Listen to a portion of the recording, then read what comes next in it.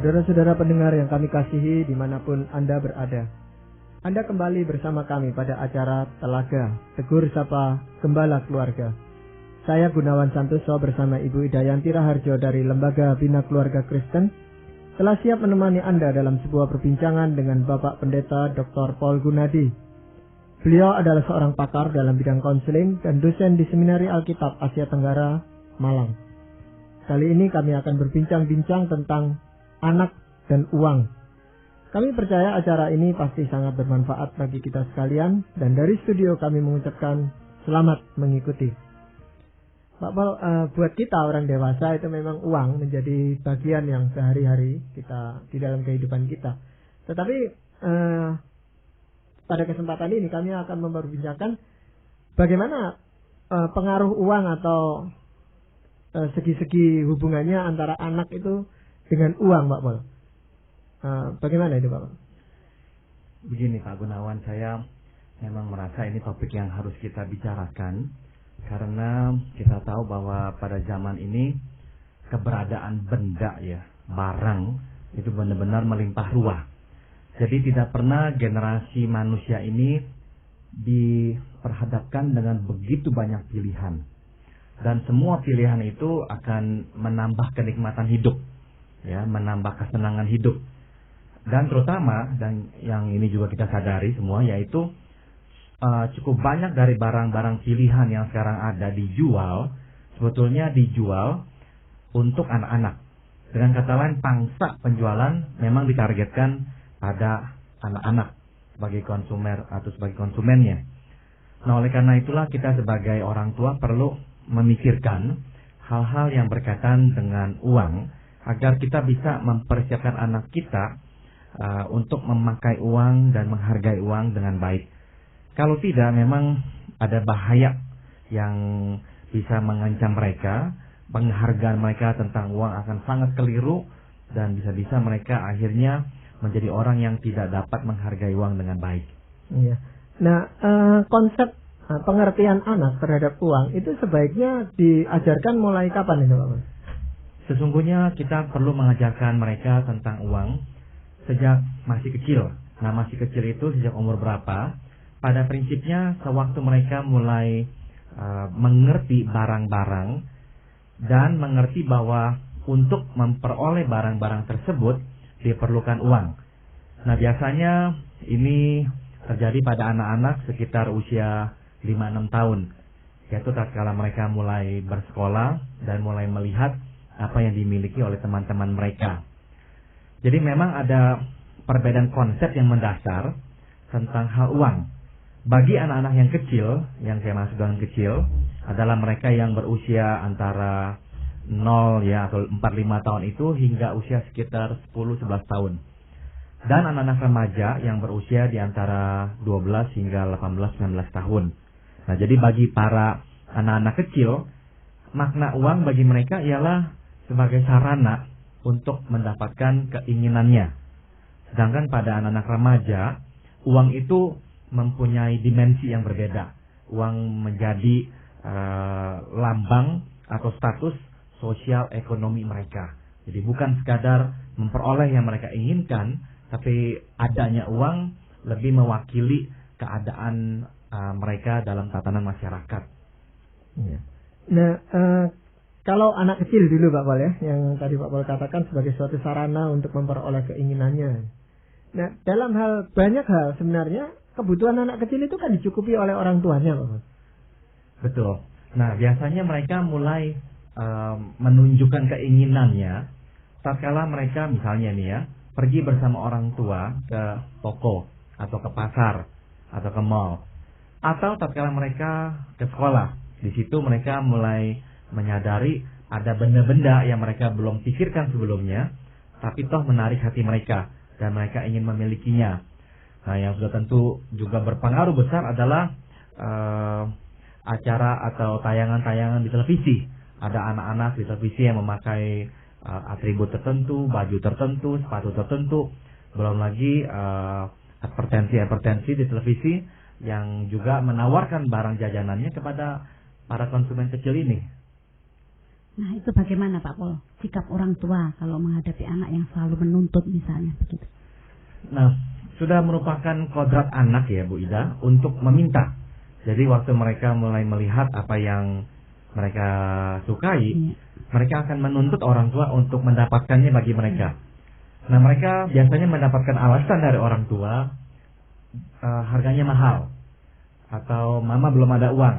Nah, dari jawaban-jawaban seperti itu, anak mulai mengembangkan pengertian bahwa guna mendapatkan barang tersebut diperlukan uang. Nah, disitulah anak mulai mendapatkan pemahaman tentang uang dan artinya bagi mereka. Nah, mereka belum mempunyai pemahaman yang lebih kompleks. Bagi mereka, uang adalah sarana untuk mendapatkan barang-barang tersebut. Nah, waktu orang tua berkata, kami tidak punya uang, mereka sebetulnya belum begitu mengerti kenapa kok uang itu tidak dimiliki oleh orang tuanya. Oleh sebab itulah anak-anak sering menuntut terus. Karena mereka pada usia-usia misalnya di bawah 8 tahun, pada umumnya mereka belum mengerti konsep bahwa orang itu harus bekerja sampai jam-jam tertentu baru bisa memperoleh uang. Nah, mereka hanya berpikir uang itu seharusnya memang ada di situ. Saya masih ingat cerita lucu waktu kami melewati suatu bank, anak saya berkata, nanti saya sudah besar, saya akan bekerja di bank. Katanya, kenapa? Oh, sebab di sana banyak uangnya. Jadi dia berhadapan dengan bekerja di bank, dia mempunyai akses terhadap uang-uang tersebut. Nah, itulah konsep anak-anak tentang uang. Mereka tidak mengerti bahwa orang nggak semuanya bisa mendapatkan uang dalam jumlah yang sama dan sebagainya. Jadi hanyalah sarana. Itu sebabnya orang tua kadang-kadang merasa kewalahan ya, mendengarkan tuntutan anak-anak yang meminta untuk membelikan sesuatu bagi mereka dan tidak bisa diberikan pengertian bahwa uang ini tidak kami miliki sekarang. Nanti setelah akhir bulan baru atau setelah awal bulan baru kita akan mempunyai uang itu. Ya. Nah, konsep seperti itu Pak Pol ya, untuk mengajarkan anak bahwa akhir bulan baru ada uang dan sebagainya. Itu apa enggak terlalu sulit bagi mereka untuk bisa memahaminya? Saya kira iya. Jadi ada kalanya orang tua memang menggunakan alasan tersebut tanpa berpikir panjang bahwa alasan ini tidak bisa dimengerti oleh si anak. Nah, jadi apa yang bisa dijawab oleh orang tua? Kalau memang kita ingin mengajarkan anak untuk menunda dia memiliki barang itu. Saya kira yang paling mudah adalah gunakan hal-hal yang dia bisa mengerti. Misalnya, kamu baru membeli mainan dan mainan itu masih bagus. Kamu harus main itu lebih lama dulu. Nanti kalau sudah lebih lama, ayah atau ibu akan belikan engkau mainan yang baru. Nah, jadi anak mulai memiliki konsep bahwa saya tidak bisa memperoleh barang yang baru itu karena saya masih mempunyai barang yang lumayan baru yang belum saya mainkan untuk waktu yang terlalu lama. Nah, anak mulai mengerti konsep itu bahwa untuk mendapatkan barang yang baru, saya memang harus berada dalam posisi tidak lagi mempunyai barang atau tidak lagi mempunyai barang yang relatif baru. Nah, ini suatu pelajaran bagi si anak yang lebih gampang diterima olehnya dibanding kalau kita menjelaskan tentang uang, ayahmu bekerja susah payah, kalau kamu habiskan uang ini sayang dan sebagainya, karena memang belum ada kemampuan untuk memahaminya. Iya. Dan memberikan uang saku pada anak, Pak Pol, yang sering kali dilakukan oleh banyak orang tua dan mungkin kita juga melakukan itu, sebenarnya berdampak positif atau negatif? Berdampak positif, Pak Gunawan. Jadi dalam hal uang saku, yaitu pemberian uang jajan ya, kita sebetulnya berkesempatan melatih anak menggunakan uang dengan baik. Nah, nomor satu yang kita harus pikirkan adalah untuk anak-anak yang kecil, kita tidak semestinya memberikan uang yang berlebihan.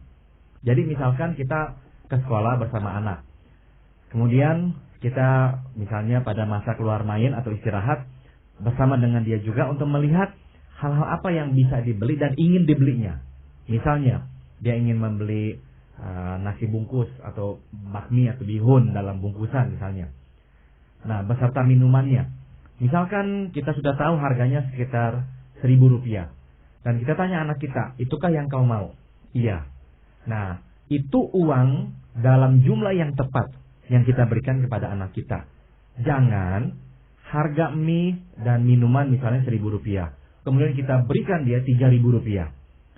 Nah, anak-anak kecil belum bisa menggunakan uang dengan bijaksana dalam hal kelebihannya itu. Dia hanya baru bisa menggunakan uang dengan jumlah yang tepat untuk membeli barang yang memang dia inginkan tersebut. Nah, dalam hal ini kita perlu fleksibel. Nah, saya tahu ada orang tua yang misalnya mendengar anaknya berkata, "Ma, besok saya mau beli misalnya suatu mainan yang kecil-kecil yang biasa dijual di depan sekolah gitu." Mamanya berkata misalnya, "Enggak, jangan." Nah, apa yang dia akan berbuat? Dia tahu uang 1.000 rupiah itu tetap akan diberikan oleh orang tuanya. Besoknya, dia akan korbankan makan siang untuk membeli mainan itu. Nah, daripada anak melakukan hal itu, saya lebih setuju kita berdialog dengan anak. Mainan apa itu? Mainan ini. Harganya berapa? 500 rupiah. Nah, sekali-sekali saya sih mempunyai pendapat, tidak apa-apa. Berikan uang yang lebih 500 rupiah untuk dia belanjakan barang tersebut. Kan memang kita tahu di sekolah banyak sekali ya barang-barang kecil yang dijual. Nah, sekali-sekali ya. Misalnya ada yang bertanya sekali-sekali berapa seringnya? Ya misalnya sebulan sekali dia mau beli barang-barang kecil seperti itu, silakan. Atau mungkin lebih sering sedikit, misalnya 3 minggu sekali. Saya juga akan izinkan. Daripada si anak mulai bertindak tidak jujur. Jadi kita mau melatih juga anak ini untuk terbuka jujur dengan kita. Nah, sekali lagi prinsipnya pada anak-anak kecil, berikan uang pas untuk keperluannya, apa yang dia ingin belikan hari lepas hari waktu dia di sekolah.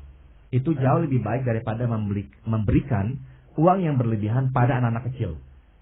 Sebab apa dampak buruknya? Anak-anak kecil ini bisa mudah sekali menjadi sinterklas di antara teman-temannya. Mau beli ini silakan, saya belikan. Nah, kalau anak masih umur 6-7 tahun sudah menjadi sinterklas, sebetulnya kita sudah mendidik dia, bukannya murah hati, tapi tidak menghargai uang sama sekali. Dan menganggap uang itu sesuatu yang seharusnya dia peroleh. Dan untuk mendapatkan persahabatan dengan teman, dia bisa menggunakan uang. Jadi orang tua memang mesti berhati-hati di sini.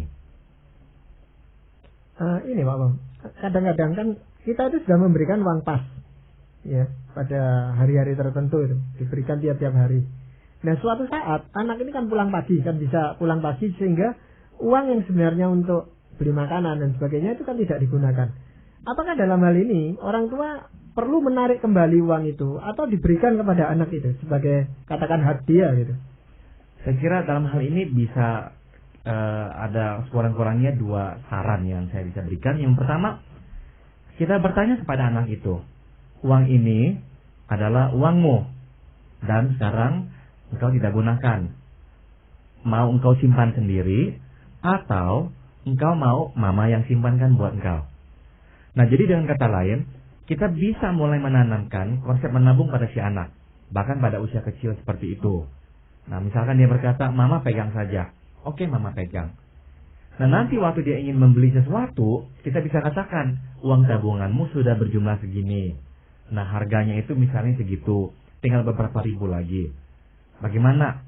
Tunggu berapa hari lagi, kau tabung lagi, nanti mama belikan. Atau kita bisa berkata waktu mau membelikan sesuatu, ini harganya 10.000. Ingin nggak engkau punya tabungan dengan mama 5.000 rupiah? Nah, mama akan tambahkan 5.000 rupiahnya. Sehingga engkau bisa membeli ini 10.000. Tapi 5.000 rupiahnya dari uang engkau yang kau tabung. Nah, sekali lagi ini adalah konsep menabung yang kita mulai tanamkan pada anak-anak, bahkan pada usia yang lumayan dini. Begitu. Sehingga dia mulai mengerti, oh iya ya, ada gunanya juga menabung uang seperti ini. Begitu. Pak Pol, kalau anak-anak mulai umur berapa Pak Pol kira-kira diberi tanggung jawab untuk memegang uang itu? Saya sarankan waktu anak mulai bersekolah dan dia mulai bisa membeli barang, misalnya dia pada usia 6 tahun ya. 6 tahun saya kira sudah mulai bisa. Dan kita tahu uang itu akan digunakan untuk membeli barang apa. Bisa kita langsung berikan kepada anak. Kita perlu ngecek atau enggak Pak Pol? Sebaiknya setiap hari kita cek. Dan kalau kita tahu dia sudah belikan, ya nggak apa-apa. Begitu. Tapi memang perlu pertanggungjawaban. Jadi kita tanyakan. Dan juga diajarkan untuk menyisihkan untuk persembahan. Iya. Nah, kalau persembahan itu mungkin pada usia-usia yang sedikit lebih besar ya. Misalnya sekitar usia 8 tahun, 9 tahun. Sebab pada usia seperti itulah anak baru mulai lebih mengerti apa artinya memberikan persembahan dari dia. awal-awalnya pasti kita akan berikan dia uang persembahan ya. Nah, pada usia saya kira sekitar 9 tahun, anak baru mulai bisa mengerti apa artinya memberi persembahan dari uangnya sendiri. Gitu. Ya. Nah, Pak Paul, sebaliknya dari anak yang tidak bisa menghargai uang, jadi terlalu boros dia, Pak Paul, kita temukan juga anak-anak yang kikir. Jadi juga salah satu segi yang keliru gitu ya. Konsep pemahaman yang keliru tentang uang. Sebenarnya hal-hal apa yang bisa menimbulkan seseorang anak itu punya konsep menjadi orang kikir? Kadang-kala kekikiran memang bisa muncul dari berbagai keadaan, Pak Gunawan. Misalkan seseorang yang hidup dalam keluarga yang sangat pas-pasan ya. Jadi dia tahu uang itu sangat susah. Orang tuanya hanya bisa memberikan uang sangat sedikit. Dan dia mulai mengerti bahwa inilah keadaan orang tuanya. Nah, dia bisa menjadi orang yang sangat hemat dengan uangnya. Dia susah sekali mengeluarkan uang. Karena dia selalu harus bersiap-siap. Nah, itu adalah akibat dari keadaan. Bisa juga anak kikir karena waktu dia ingin memberikan sesuatu, orang tua selalu melarang. Dan karena orang tua selalu melarang, seperti tadi yang saya katakan, dia akan mulai menyisihkan uang untuk menyimpan guna mendapatkan barang yang dia inginkan. Nah, ada kalanya sikap-sikap ini mulai terbentuk dari kecil. Sehingga waktu dia diberikan uang, dia tidak gunakan untuk membeli makanan seperti yang diminta oleh orang tua, dia simpan.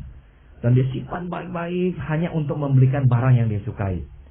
Sehingga dari kecil akhirnya tanpa disadari kita mendidik dia menjadi orang yang terlalu menggenggam uang dan tidak rela memberikan uangnya kepada yang lain. Misalkan yang lain lagi, anak-anak itu sebetulnya perlu diajar untuk menolong atau memberikan uang kepada orang lain. Jadi ada kalanya, misalkan kita tahu di sekolahnya ada temannya yang kurang, kita yang memunculkan ide, misalnya berkata, temanmu itu kok kesiannya nggak punya uang untuk beli makan, bagaimana engkau belikan dia makanan, nih mama tambahkan uang untuknya.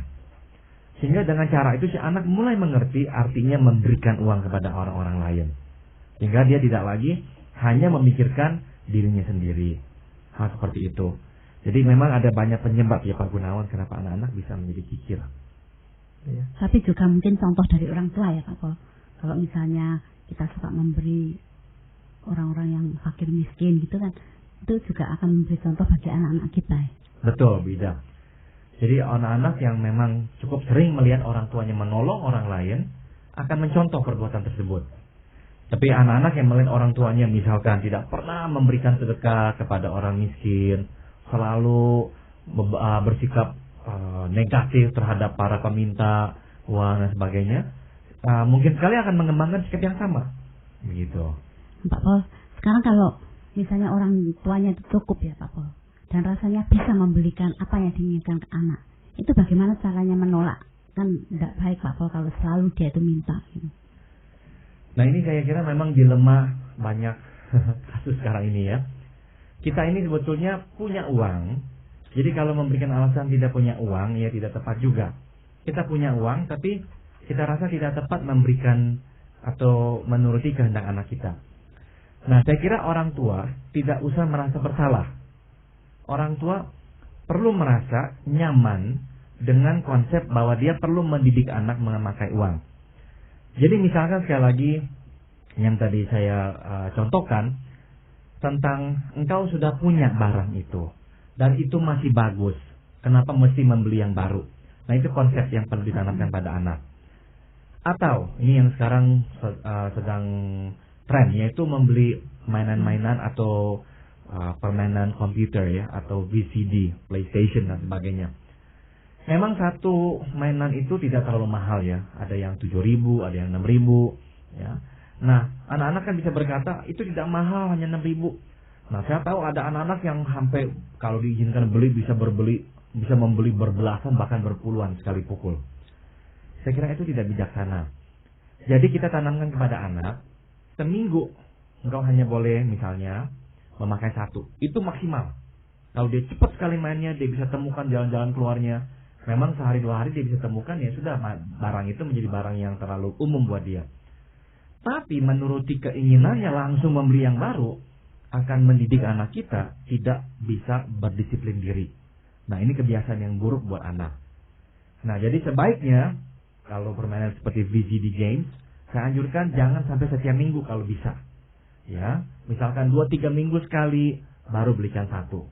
Jadi anak-anak tahu bahwa jadwal pembelian dia hanyalah misalnya 3 minggu sekali. Sehingga lain kali dia mau minta, kita akan berkata belum 3 minggu, tunggu. Nah, seolah-olah memang kasihan ya, anak-anak kok disuruh tunggu 3 minggu. Enggak apa-apa. Itu hal yang baik, yaitu melatih anak bisa menguasai diri. Salah satu ciri anak-anak yang menggunakan narkoba, obat-obat terlarang, adalah kurangnya kemampuan menguasai diri. Maka di antara mereka itu cukup banyak yang berasal dari keluarga yang mampu, orang tua yang berada. Namun orang tua yang tak punya waktu melatih anak menguasai keinginannya atau hasratnya, sehingga yang dia inginkan selalu dia peroleh. Nah, akhirnya masuk terjerumus ke dalam obat. Nah, saya tadi tekankan salah satu karakteristik anak-anak yang memakai narkoba biasanya adalah anak-anak yang nggak pernah dilatih untuk menguasai hasratnya. Itu sebabnya pentingnya menguasai hasrat anak seperti ini. Iya. Kalau anak itu sudah beranjak ke remaja, tadi Pak Paul katakan uang menjadi suatu status sosial, simbol status sosial dan ekonomi. Itu maknanya apa, Pak Paul? Anak-anak memang nggak bisa enggak ya, akan merasa lebih bisa diterima oleh lingkup sosialnya kalau dia memang mempunyai uang seperti yang dimiliki oleh teman-temannya. Jadi saya juga nggak membutakan mata ya. Ini kenyataan di lapangan, yaitu ada anak-anak yang dari keluarga kurang mampu merasa sangat tertekan. Karena apa? Tidak punya uang. Dan tidak punya uang itu berarti sama dengan hinaan, tidak dianggap. Nah, itu yang memang bagian dari kehidupan yang nyata, tidak adil tapi harus dihadapi oleh anak kita. Oleh sebab itulah bagi anak-anak remaja sekarang, uang menjadi hal yang sangat penting. Belanja ke McDonald's harus punya uang. Misalnya mau nonton harus punya uang. Jadi semua itu mempunyai tuntutan uangnya. Nah, yang paling penting adalah anak remaja ini dari kecil kalau kita sudah latih, dia tahu memakai uang dengan pas, yang tadi saya sudah sebut. Perlahan-lahan waktu dia menginjak usia 12 tahun, izinkan untuk memakai atau mempunyai uang sedikit lebih. Sebab kita mau tahu apa yang dia gunakan dengan uang lebih itu. Nah, kita bisa anjurkan bagaimana kau simpan. Saya akan berikan kau 1.500. Untuk makan dan minum hanya 1.000 rupiah. Bagaimana 500 yang kau simpan? Nah, anjurkan itu supaya dia tidak pakai uang itu terus-menerus. Kalau dia pakai uangnya habis, beli mana lagi, kita stop. Kita ambil uang yang sisanya itu. Kita kembalikan lagi ke uang yang pas lagi. Nah, tapi misalkan dia mulai bisa pakai uang lebihnya, dia simpan. Nah, kita bisa mulai membimbing dia untuk menabungkan uang sisanya itu agar dia nanti dapat gunakan membeli yang lebih bagus yang memang dia sungguh-sungguh inginkan. Begitu. Dan jangan terlalu kita ini setiap hari tanyakan uang itu untuk apa, uang itu untuk apa. Jadi perlahan-lahan berikan uang lebih sebab kita mau mencari tahu apakah dia mampu menggunakan uang itu. Dan kalau kita tahu dia mampu menggunakan barang, dia membelikan uang itu, menggunakan uangnya membeli misalnya alat-alat tulis dan sebagainya. Nah, kita percaya. Kita berikan tanggapan positif. Kita katakan, kau sudah mengerti memakai uang. Saya senang sekali. Nah, perlahan-lahan uang yang kita lebihkan boleh kita lebihkan sedikit lebih banyak. Sehingga dia lebih tahu bagaimana memakai uang yang berjumlah lumayan banyak. Sehingga tidak terlalu tergesa-gesa atau sembarangan dalam pemakaiannya. Ya. Nah, itu kalau ada 2 anak atau 3 bahkan anak, Pak Paul, apakah mereka itu harus diberikan uang saku yang sama? Saya menyarankan iya. Jadi sebaiknya kita memberikan uang saku yang sama pada usia-usia yang memang sudah hampir sama ya. Kalau usianya sangat berbeda, otomatis akan berbeda juga. Tapi kalau usia yang berdekatan, sebaiknya sama. Ya. Nah, Pak Paul, kalau tadi Pak Paul katakan lingkup sosial dan lingkup ekonomi anak itu kan tergantung teman-temannya. Nah, katakanlah dari seorang keluarga yang kurang mampu, Pak Paul, lalu berada di tengah-tengah suatu lingkungan yang mampu cukup sekali. Tadi Pak Paul katakan anak bisa merasa tertekan dan sebagainya. Nah, itu sebenarnya bagaimana, Pak Paul? Pendidikan itu kan orang tua itu berusaha mencarikan tempat yang baik. Nah, padahal di tempat yang baik itu biasanya status sosialnya tinggi itu. Saya kira orang tua perlu mengawasi siapa teman anak-anak kita. Dan kalau kita melihat memang mereka itu atau teman-teman anak kita itu berstatus sosial jauh berbeda dari kita, jauh di atas kita, sebaiknya kita memberikan arahan kepada anak-anak untuk jangan bergaul dengan mereka. Kalau memang pergaulan itu sehat, mereka teman-teman itu juga orang yang hemat, tidak sembarangan dengan uang, nggak apa-apa. Tapi kalau misalkan kita lihat mereka adalah orang-orang yang memakai uangnya dengan begitu hambur karena memang diberikan uang yang begitu banyak oleh orang tuanya, saya kira kita harus batasi anak kita. Dan kita harus jelaskan bahwa ini nggak sehat. Sebab anak-anak itu, anak-anak kita ini, kecenderungannya adalah menjadi penurut semua yang diminta oleh teman-temannya. Karena dia perlu itu, supaya bisa masuk ke dalam kelompok teman-temannya yang beruang itu. Nah, dia akan kehilangan dirinya. Dan dia nggak merasa pas. Itu yang harus kita tekankan kepada anak-anak kita. Iya. Jadi memang banyak hal yang harus kita cermati sehubungan dengan anak dan uang ini. Tapi apa yang Alkitab itu katakan, Bapak? Menarik sekali Pak Gunawan. Paulus di 1 Tesalonika pasal yang ke-4 memberikan kita nasihat tentang bekerja dengan tangan. Ya, dia berkata di ayat 11, anggaplah sebagai suatu kehormatan untuk hidup tenang, untuk mengurus persoalan-persoalan sendiri, dan bekerja dengan tangan. Maksudnya kita menggunakan tenaga dan kemampuan kita. Dan dia ulang lagi di pasal yang ke-5. Dia berkata, kami juga menasihati kamu, di ayat 14 ya, saudara-saudara, tegurlah mereka yang hidup dengan tidak tertib. Begitu. Tidak tertib berarti memang sembarangan. Ya, tidak ada disiplin sama sekali. Nah, jadi memang Tuhan menghendaki orang bekerja dengan tangannya sendiri, tidak bergantung pada orang-orang lain. Nah, ini yang kita perlu tanamkan pada anak-anak kita dalam hal penggunaan uang. Waktu mereka bijaksana, mereka bisa menabung, mereka bisa membeli yang mereka inginkan. Dan tidak usah bergantung pada orang lain. Dalam hal ini orang tuanya untuk menyediakan uang itu bagi mereka. Ya, jadi ada tanggung jawab yang besar buat orang tua, Pak Paul, ya, di dalam menanamkan konsep yang benar. Betul. Kepada anak-anak mereka tentang uang itu. Ya.